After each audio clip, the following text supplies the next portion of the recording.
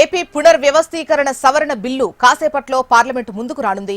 లోక్సభలో బిల్లును హోంశాఖ సహాయ మంత్రి నిత్యానందరాయ్ ప్రవేశపెడతారు. అమరావతికి చట్టబద్ధత కల్పించేలా కూటమి ప్రభుత్వం కీలక ముందడుగు వేసింది. ఈ నెల 28న అసెంబ్లీలో రాజధాని అమరావతికి చట్టబద్ధత కల్పించాలని ప్రవేశపెట్టిన తీర్మానాన్ని కూటమి ప్రభుత్వం ఆమోదించి కేంద్రానికి పంపింది.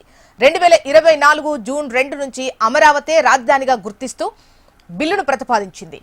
ఏపీ పునర్వ్యవస్థీకరణ చట్టం 2014లోని సెక్షన్ 5 సబ్సెక్షన్ 2లో ఏపీ కొత్త రాజధాని అనే పదాలకు బదులు కొత్త రాజధానిగా అమరావతి అనే పదాన్ని చేరుస్తూ సవరణ చేసింది. అయితే లోక్సభలో బిల్లును ప్రవేశపెట్టనున్న నేపథ్యంలో ఉత్కంఠ నెలకొంది.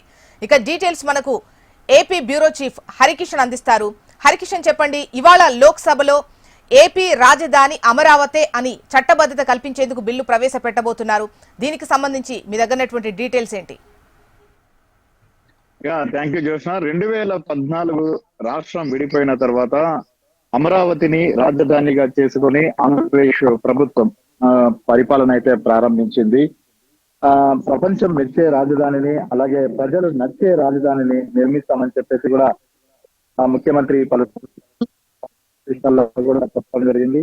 కానీ 2014 నుంచి 19 వరకు కంప్లీట్ గా రాజధానికి సంబంధించినటువంటి ఏదైతే ల్యాండ్ పూలింగ్ కానివ్వండి, లేదా నిర్మాణాలకు సంబంధించినటువంటి డిజైన్ కానివ్వండి, సో అందరినీ కూడా ఒప్పించి కేంద్ర ప్రభుత్వం నుంచి నిధులు తెచ్చేటటువంటి ప్రయత్నాలు ఇవన్నీ కూడా ముమ్మరంగా చేశారు. కానీ అనుకున్న స్థాయిలో పూర్తిగా కూడా అడుగులు వేయలేకపోయారు. కానీ ఆ నిర్దిష్టమైనటువంటి నిర్ణీత సమయాన్ని పెట్టుకుని తాత్కాలిక సచివాలయాన్ని, అలాగే అసెంబ్లీ సమావేశాలకు సంబంధించినటువంటి మందిరాలను నిర్మించుకోవడం జరిగింది. అయితే అక్కడి నుంచి కూడా కంప్లీట్ గా శాశ్వత రాజధానిగా అమరావతిని నిర్మించుకోవాలన్నటువంటి తలంపుతో ప్రత్యేకంగా దేశ విదేశాల నుంచి ఆర్కిటెక్చర్ల ద్వారా ప్రత్యేకమైనటువంటి డిజైన్లను రూపొందించి వాటిలో ఫైనల్ కూడా చేయడం జరిగింది. సో తిరిగి అధికారంలోకి వచ్చిన తర్వాత వెంటనే ఈ నిర్మాణ పనులు ప్రారంభించాలి రాజధానికి సంబంధించి అని చెప్పేసి కూడా ప్రభుత్వం భావించింది, అప్పటి కూటమి ప్రభుత్వం.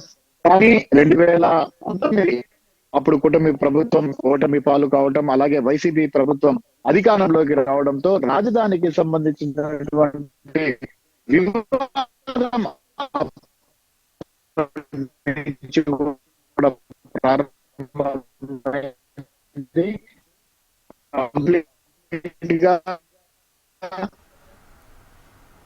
అంటే కూటమి ప్రభుత్వం. Okay, right Harikishan.